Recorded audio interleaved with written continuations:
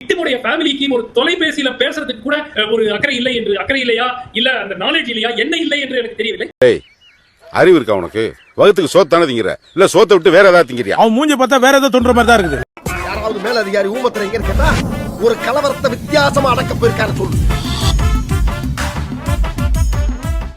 Hello வணக்கம்மா. சாரிம்மா, தைரியமா இருங்க. ஆக்ஷன் எடுத்துருக்கேன், சீரியஸா ஆக்ஷன் எடுத்துருக்கேன். என்ன பண்ணுமோ உங்களுக்கு பஸ் பண்ணி விட சொல்றேன்.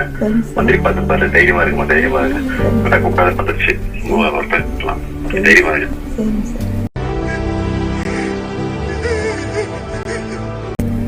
வணக்கம் தம்பி, வணக்கம் தம்பி, வணக்கம். நடக்கூடாது நடந்துருச்சு, தைரியமா இருங்க. நான் ஆக்ஷன் எடுக்க சொல்லியிருக்கேன். என்ன என்ன ஹெல்ப் பண்ண சொல்றேன் உங்களுக்கு அமைச்சர் சொல்லி கரெக்ட் எடுத்துட்டு இருக்கேன். தைரியமா இருங்க, தைரியமா இருங்க. ஆலோசனை பண்ணியாச்சு எல்லாரையும். சரிங்க சார், நீங்க தைரியமா இருங்க. உங்களுக்கு என்ன பண்ணணுமோ அப்படி சொல்றேன். யாருமே ஏற்றுக்க முடியாது, ஒத்துக்க முடியாது. அதுக்கு என்ன தண்டனை வாங்கி கொடுத்துருவேன். தைரியமா இருங்க, தைரியமா இருங்க. முதலமைச்சர் போன்ல அந்த வீடியோ இல்லாம பேச முடியாதா? இந்த பொழைக்கிறதுக்கு எங்கேயாவது பாலடா கொடுத்துட்டு சாக வேண்டியதானே? ஏன் முதலமைச்சர் போன்ல பேசுறது எதுக்கு வீடியோ போடணும்? இதெல்லாம் கொஞ்சம் கூட நல்லா இல்ல முத்தையானே. நம்முடைய ஃபேமிலிக்கு ஒரு தொலைபேசியில பேசுறதுக்கு கூட அக்கறை இல்லையா? யோ அப்பா ஃப்ராட். ஏன் முதலமைச்சர் போன்ல பேசுறது எதுக்கு வீடியோ போடணும்? இவர் டமாஸ்காரங்கண்ணா, உங்க பாதை ரொம்ப டேஞ்சருங்கண்ணா. அதாவது அவர் பேசி இருக்கிறார், என்ன கூறினார், ஆறுதல் தெரிவித்தார் குடும்பத்துக்கு, அதுக்காக தானே போடுறாங்க. மென்டல் ஹாஸ்பிடலுக்கு போன் பண்றான். ஏன் மூத்த தலைவர்கள் ஒருவர் கூட போய் விக்டிம் ஃபேமிலி முதலமைச்சர் போனாவது பேசிருக்கலாமே நீங்க? ஏய் வாய முன்னேந்து போட, எதா அசியமா பேசிட்டு போற. ஒரு தொலைபேசியில கூட பேச முடியலன்னா அப்புறம் நீங்க எப்படி மக்களுக்கு நம்பிக்கை வரும்? மொக்கராசு, உன் வழி எனக்கு புரியுதுப்பா. இல்ல, ஓரளவுக்கு இந்த டேமேஜ் கண்ட்ரோல ஓரளவுக்கு சரியா செஞ்சிருக்கிறாங்க. போனாவது பேசிருக்கலாமே நீங்க? ஏன்னா அது சிபிஐக்கு மாற்றுவதுங்கிறது ஒரு சரியான நடவடிக்கை. உண்மையை சொல்லு. அதை நீங்க சிபிசிஐடிக்கு மட்டும் மாற்றினால் அதில் ஒரு நம்பகத்தன்மை மக்களுக்கும் வராது. அந்த ஆள் என்ன சொன்ன? ஏன்னா அது சிபிஐக்கு மாற்றுவதுங்கிறது ஒரு சரியான நடவடிக்கை. ஏன் என்ன சொன்ன? அதை நீங்க சிபிசிஐடிக்கு மட்டும் மாற்றினால் அதில் ஒரு நம்பகத்தன்மை மக்களுக்கும் வராது. ஆக மொத்தம் 2 குத்துன, 3வது குத்து நான் குத்தவா? குத்துன உன் கையை தரோளமா குத்துன. சாத்தாங்குளத்துல திமுக மொபிலைஸ் பண்ணி அப்படியே தமிழ்நாட்டுல சாத்தாங்குளத்தை பற்றி பேசாத நபர்களே கிடையாது. அந்த அளவுக்கு சினிமா ஸ்டார்ஸ் வந்தாங்க, சோசியல் ஆக்டிவிஸ்ட் வந்தாங்க. இத எதிர்க்கட்சிகள் சரியாக கையாண்டு இருந்தார்கள் என்றால் நிச்சயமாக ஒரு பின்னடைவு ஏற்படுத்துறதுக்கு ஒரு முயற்சி எடுத்திருக்கலாம். டாக்டர் சுமந்துடைய வருத்தத்தை பாத்தீங்களா? அந்த இளைஞன் இறந்தது கூட வருத்தம் இல்ல. அவருக்கு வருத்தமே எதிர்க்கட்சிகள் இதை சரியா பயன்படுத்தாம திமுக நெருக்கடி கொடுக்காம போயிட்டாங்கிறது மட்டும்தான் அவருடைய முழு வருத்தமா இருக்குது. என்ன நான் 100% பைத்தியக்கார கூதி. எதிர்க்கட்சிகள் இதை அரசியலாக்காம விரும்பி இருக்கலாம், இல்ல அரசியலாக்க வேண்டாம் அப்படின்னு தோணி இருக்கலாம். நீ ஒரு கேனையன் தெரியும் சௌத்ரி, ஆனா இப்பதான் தெரிஞ்சுக்கிட்டேன். போலீசாரின் தாக்குதலில் உயிரிழந்த அஜித்திற்கு நீதி கேட்டு ராணிப்பேட்டை மாவட்ட அதிமுக சார்பில் கவன ஈர்ப்பு கண்டன ஆர்ப்பாட்டம் நடைபெற்றது. சார், இப்போ இந்த கேஸ் போயிட்டு இருக்க வேகத்தை பார்த்தீங்கன்னா உங்களுக்கே தெரியும் எவ்வளவு ஃபாஸ்டா போயிட்டு இருக்குன்ட்டு. கவன ஈர்ப்பு கண்டன ஆர்ப்பாட்டம் நடைபெற்றது.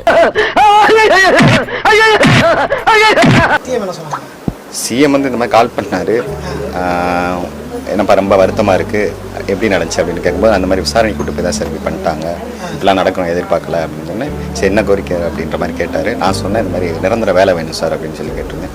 சரி, இப்போ உனக்கு என்ன பண்ணணுமோ நான் பண்ணித்தரேன், வேலையும் நான் ஏற்பாடு பண்ணித்தரேன், இதை தாண்டி உனக்கு என்ன சப்போர்ட்னாலும் நான் பண்ணித்தரேன். இப்போ ரொம்ப வருத்தமாக இருக்கு, மனசை தேத்திக்கிங்க, கொஞ்சம் ரொம்ப கவலையாக இருக்குது அப்படின்னு சொன்னாங்க. அதோட நல்ல ஆறுதலாக சரி இருக்கு, கொஞ்சம் மனசுக்கு ஆறுதலாக. கவன ஈர்ப்பு கண்டன ஆர்ப்பாட்டம் நடைபெற்றது.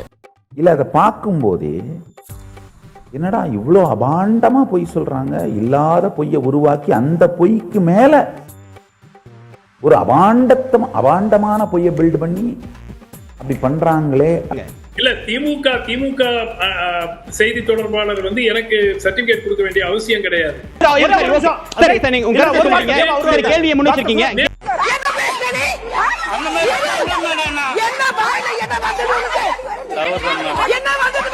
தேவா அப்படி இல்ல இல்ல டாக்டரா தனிப்பட்ட தனிப்பட்ட வெளியில வச்சுக்கலாம். இல்ல என்னங்க அது எப்படி ஆயி போச்சு? தூத்துக்குடி துப்பாக்கிச்சூடு சம்பவம் தொடர்பான அருணா ஜெகதீசன் அறிக்கையில் பல்வேறு விஷயங்கள் குறிப்பிடப்பட்டிருக்கிறது. அதில் குறிப்பாக ஊடகங்களை பார்த்துத்தான் துப்பாக்கிச்சூடு சம்பவம் குறித்து நான் தெரிந்து கொண்டேன் என்று அப்போதைய முதலமைச்சர் எடப்பாடி பழனிசாமி கூறிய தகவல் ஆதாரமற்றது என்று அந்த அறிக்கையில் குறிப்பிடப்பட்டிருக்கிறது. சிவகங்கை மாவட்டம் திருபுவனத்துல அஜித் அப்படின்ற இளைஞர் மேல நகை திருட்டு கம்ப்ளைண்ட் வந்ததுனால விசாரணைக்கு கூட்டிட்டு போயிருக்காங்க போலீஸ். விசாரணையில அஜித் மர்மமான முறையில இறந்து போனதாகவும் தெரிய வந்தது. ரொம்ப ஆட்டம் போடுற நீ, பிரச்சனை வரக்கூடாதுன்னு பாக்குறேன். என்னைக்காவது ஒரு நாள் வசமா மாட்டுடா நீ, அன்னைக்கு வச்சுக்கிறேன் உன்னை. இந்த சம்பவத்துல ஈடுபட்ட 6 காவலர்களை பணியிடை நீக்கமும் பண்ணியிருந்தாங்க. இந்த வழக்கை விசாரிக்க விசாரணை கமிஷனும் போட்டிருந்தாங்க கவர்மெண்ட். ஆனா சில தற்குறிங்க இந்த வழக்கையும் சாத்தான்குளம் ஜெயராஜ் பென்னிஸ் வழக்கையும் கம்பேர் பண்ணி பேசிட்டு, ஏன் சாத்தான்குளம் சம்பவம் அளவுக்கு எந்த செலிபிரிட்டிஸும் அஜித் மரணத்துக்கு குரல் கொடுக்கலன்னு பேசிட்டு இருக்காங்க. எல்லா மனுஷங்களும் மனசுக்குள்ள பொய், பொறாமை, வஞ்சம், துரோகம்னு ஏகப்பட்ட ரெட்சிப்களை மாட்டிக்கிட்டு அலையிறாங்க. ஒரு விஷயம் என்னன்னா, சாத்தான்குளம் வழக்குல ஜெயராஜ் பென்னிஸோட மரணம் இயற்கையானது அப்படின்னு அப்ப இருந்த முதலமைச்சர் எடப்பாடி பழனிசாமி உட்பட ஒட்டுமொத்த போலீஸ் டிபார்ட்மெண்ட்டும் சொல்லிட்டு இருந்தாங்க.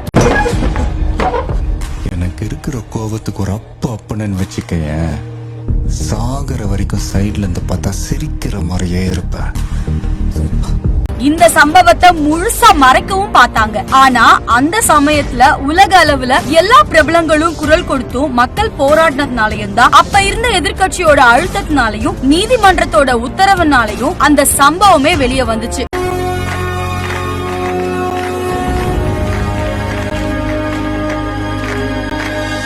ஆனா இப்போ சிவகங்கையில நடந்த சம்பவத்துக்கு கவர்மெண்ட்டுக்கோ இல்ல போலீஸுக்கோ முட்டு கொடுக்காம, நடந்த தப்ப மறைக்காம நடவடிக்கை எடுத்து 6 காவலர்களை பணியிடை நீக்கம் பண்ணது மட்டும் இல்லாம இப்போ போஸ்ட்மார்ட்டம் பண்ணதோட ரிசல்ட்ட வச்சு அந்த 5 போலீஸ் மேலையும் கொலை வழக்க பதிவு பண்ணி சிறையில் அடைச்சிருக்காங்க. சின்ன பையன், விடல பையன், விளையாட்டு பையன், விரலாட்டுறேன். நான் விரலாட்டுறவன் இல்லடா, விரல விட்டு ஆட்டுறவன். சிவகங்கை மாவட்ட எஸ்பிய டிரான்ஸ்பர் பண்ணிருக்காங்க. நினைச்சதெல்லாம் முடிச்சிட்ட, இதுதான் ஆரம்பம். இதுக்கு மேலயும் இந்த வழக்குக்கு பின்னால இருக்கிற மர்மத்தை கண்டுபிடிக்க சிபிசிஐடிக்கு வழக்க மாத்திருக்காங்க. பார்த்திபன், தலை நிமிர்ந்து நடங்க.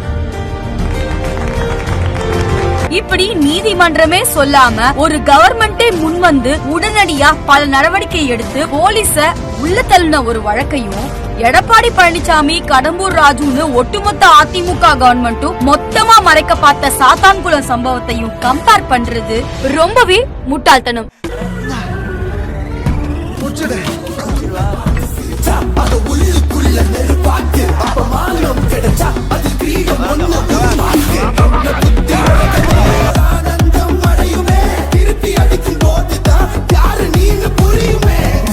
அந்த இளைஞருடைய வாயில பிறப்புறுப்புல எல்லாம் மிளகாய் பொடி தூவப்பட்டிருக்கிறது.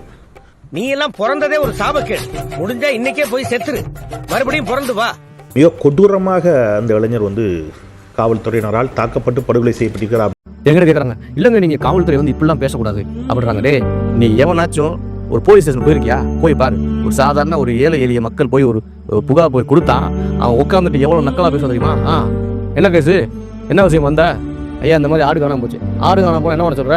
ஐயா இந்த மாதிரி பையன் படிக்க போன பையன் ஆளை காணா. அதுக்கு என்ன பண்ணுவேன்? பள்ளிக்கூடத்துக்கு போயிருப்பேன், போய் தேடி பாரு, இங்கே வந்துட்டேன். ஐயா இந்த மாதிரி என் பொண்ணை காணா. அதுக்கு என்ன பண்றது? நான் உனக்கு வீட்டில் இருக்க முடியும். இப்படி பேசின பல அதிகாரி என்னால காட்ட முடியும்.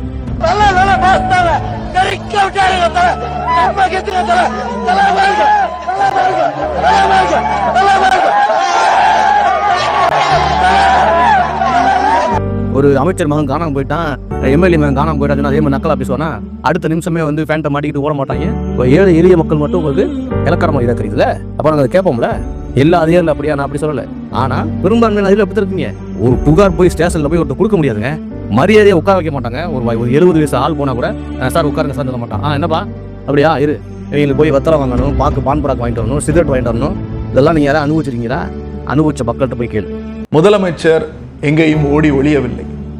அல்லது மாரடைப்பால் இறந்து போனார் அல்லது காய்ச்சலால் இறந்து போனார் என்று 4 நாட்கள் கழித்து அந்த சம்பவம் தெரிந்து கொண்டு எடப்பாடி போல அறிக்கை விடவில்லை. எரிச்சலாவே இருக்கு, எனக்கு என்னமோ நாள் முழுக்க எரிச்சலா இருக்கு, டென்ஷன். முதலமைச்சர் நேரடியாக களத்தில் தன்னுடைய சக அமைச்சரான அந்த மாவட்ட அமைச்சரான மரியாதைக்குரிய அண்ணன் பெரிய கருப்பனை அந்த வீட்டிற்கு அனுப்புகிறார். இப்படி ஒரு அரசு தவறு என்று எத்தனைத்திருந்தால் அல்லது மக்களை சந்திப்பதற்கான திராணி இல்லாமல் இருந்திருந்தால் அமைச்சர் அங்கே போய் அவர்களோடு இருந்திருக்க மாட்டார்.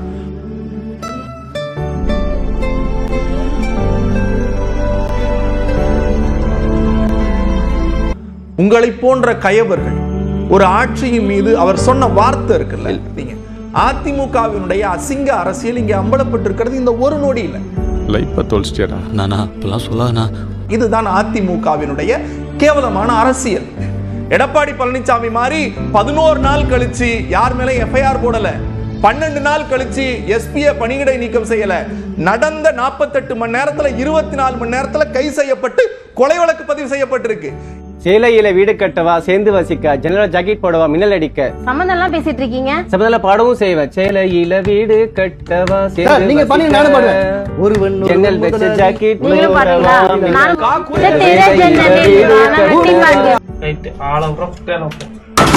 எஸ்பி சஸ்பெண்ட் செய்யப்பட்டிருக்கிறார், டிஎஸ்பி டிஸ்மிஸ் செய்யப்பட்டிருக்கிறார். 46 மரணங்கள் அம்மையார் ஜெயலலிதாவோட ஆட்சி காலத்துல.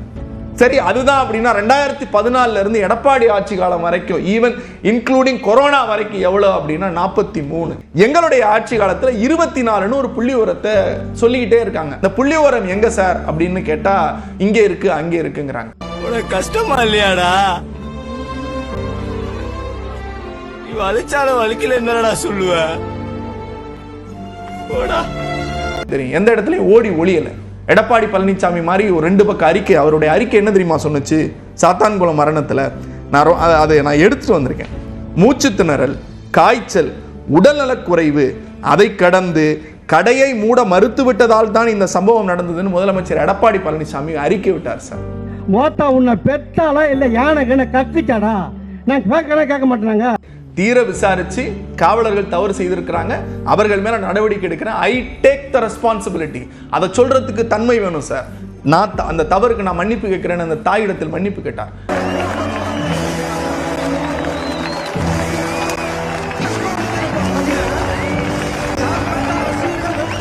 முதலமைச்சர் அந்த குடும்பத்திற்கு உண்மையான நியாயம் கிடைக்க நான் காவல்துறையின் தலைமையில் அல்ல சிபிஐக்கு நானே உத்தரவிடுகிறேன். முதலமைச்சர் 48 மணி நேரத்துல உத்தரவிட்டிருக்கார். பேசு